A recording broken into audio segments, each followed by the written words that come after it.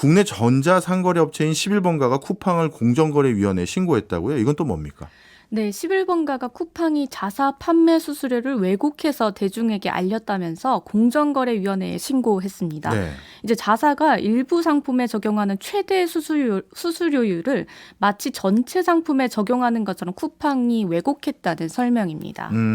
그러니까 쿠팡이 다른 마켓의 수수료를 왜곡했다. 근데 이게 어떻게 진행됐기 때문에 이런 소리가 나오는 거죠? 네, 최근 쿠팡이 입점업체에 적용하는 판매 수수료가 45%로 지나치게 높다는 지적을 받았고요. 이제 자사의 입장과 뉴스를 전하는 홈페이지에다가 반박 해명 자료를 올리면서 일어난 일인데요. 예. 이 자사의 판매 수수료가 다른 이커머스 판매자들에 비해 높지 않다면서 11번가를 포함한 다른 이커머스들의 수수료를 비교해서 공개한 겁니다. 네. 이제 쿠팡이 올린 자료를 보면 판매 수수료는 11번가가 쿠팡의 2배인 20%였고요. G마켓과 옥션 등 신세계가 15%이고 쿠팡이 10.9%였습니다.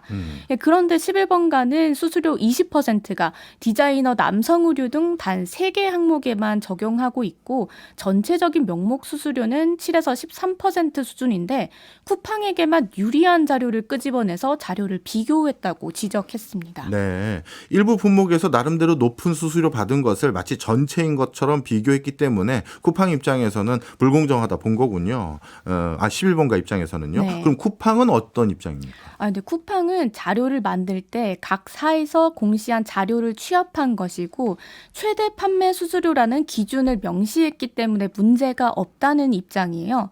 자, 하지만 11번가는 평균 판매 수수료를 제시하지도 않았고 최고 수수료율이 적용된 카테고리가 전체 185개 카테고리 중에 3개에 한해서 적용되고 있는데 예. 이런 전체적인 자료가 없이 일부만 공개한 것은 다른 마켓보다 수수료가 낮아 보이려는 의도 때문이라고 지적했습니다.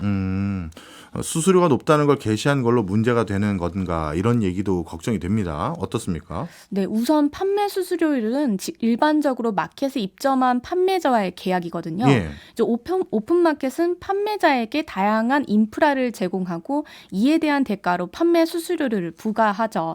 이제 오프라인의 임대료와 비슷한 개념이다 보니까 수수료가 높을수록 이제 판매자들은 마진이 줄어들 수밖에 없어요. 그렇겠네요. 이제 그렇다 보니까 11번가는 수수료가 높다 이런 인식이 쌓이면 11번가에서 판매하려고 하는 판매자가 줄어드는 거예요. 쉽게 말해서 임대료 높으니까요. 그렇죠. 예. 그럼 판매되는 상품도 줄어들고 상품이 줄면 물건이 없으니까 고객들도 줄어드는 악순환이 이어지는 거죠. 예. 이제 또 수수료가 높아서 판매자들의 이익이 줄어드는 걸 감내할 수가 없게 되면 가격을 올릴 수밖에 없는데 그럼 또 소비자들에게 부담이 전가되는 거죠. 예. 결과적으로 물가도 오를 수밖에 없고요.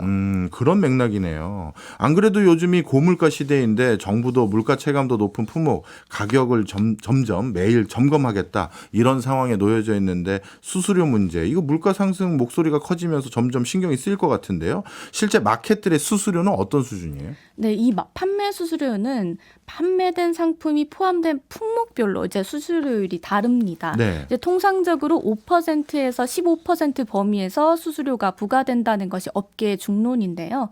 이제 카테고리별 수수료를 기본으로 하되 이를 토대로 판매 촉진비, 배송비, 옵션 등 부대 비용이 포함될 경우에는 실질적으로 셀러가 부담하는 수수료는 더 높아집니다. 네. 이제 실질 수수료율의 차이가 더 벌어질 여지가 있는 거죠. 결국 정률 수수료와 실질 수수료 간 차이인데 이제 쿠팡이 주장하는 10.9%는 이제 쿠팡이 명시한 카테고리별 기준 수수료라고 볼 수 있고 예. 일각에서 제기된 셀러의 45% 수수료율은 각종 비용이 모두 합쳐진 비용으로 간주할 수 있습니다. 네. 이런 수수료 차이에 대해서는 공정거래위원회도 언급한 적이 있는데요. 공정위가 지난달 발표한 유통거래 실태 조사에 따르면 2022년 기준 온라인 쇼핑몰의 평균 정률 수수료율은 15.6%로 쿠팡은 22.6%로 나타났습니다. 나타났습니다. 네, 또 실질 수수료율은 평균이 12.3%였지만 쿠팡은 27.5%로 더 높았어요. 예. 그래서 당시 공정위 실태조사 자료에 따르면 쿠팡의 경우 수수료율과 관련된 특약 매입 거래 비중이 8.5%로 낮았고 뭐 상품 보관이나 배송, 고객 서비스 비용이 포함돼서 다른 유통업체와 차이가 있다고 설명했었습니다. 네, 그렇군요. 실제 뭐 우리 오프라인에서 장사 잘 되는 어떤 동네 거기에 건물은 임대료도 더 세잖아요. 맞아요. 쿠팡이 제가 알기로 이커머스 분야의 업계 1등인 걸로 알고 있는데 그러면 제 상식으로 따지면 당연히 수수료가 제일 높을 거라고 생각했는데 11번가가 더 높은 것처럼 이제 보도해서 그래서 이제 이게 옥신각신이 되고 있었던 거군요. 앞으로는 그럼 어떻게 되는 겁니까? 네, 우선 11번가가 표시광고법과 전자상거래법 위반으로 공정위에 신고를 했으니까 공정위가 조사에 착수할 것으로 보입니다. 이제 조사 후에 표시광고법 위반 등이 인정될 경우에 쿠팡이 과징금을 부과받을 수도 있습니다. 쿠팡이 납품업체들하고 그렇게 사이가 꼭 좋은 건 아니다. 제가 이런 얘기는 여기저기 언론 보도를 통해서 들었거든요. 그쪽과도 아직 냉전 상황인가요? 네, 그동안 쿠팡은 제조사와 갈등이 잦았었는데요. CJ 제일제당과 뭐 CJ 올리브영, LG 생활건강 이런 제조사와 납품 단가를 두고 갈등을 빚어왔었습니다. 예. 이른바 반쿠팡 연대를 맺었었는데요. 이제 특히 CJ 제일제당은 쿠팡과 거래를 중단한 이후에 쿠팡의 경쟁사인 네이버 쇼핑과 신세계그룹 11번가 등과 손을 잡고 반쿠팡 연대를 확장했었어요. 예. 이번에 11번가의 신고가 더 넓은 반쿠팡 연대 형성의 단초가 될 수 있다는 시각도 나옵니다. 네. 예를 들어서 업계에서 뭔가 경영 전략상 이합 집산을 하는 거야 뭐 그러려니 하는데 이게 우리 소비자들의 피해로 이어지지 않고 또 중간 유통상인들에게 피해로 이어지지만 않으면 되는데 하여튼 요즘 유통업계에서 동종 경쟁자에 대한 신고를 하지 않는 게 오랜 불문율인데 이런 것들이 깨지고 있는 것 같아요. 맞아요.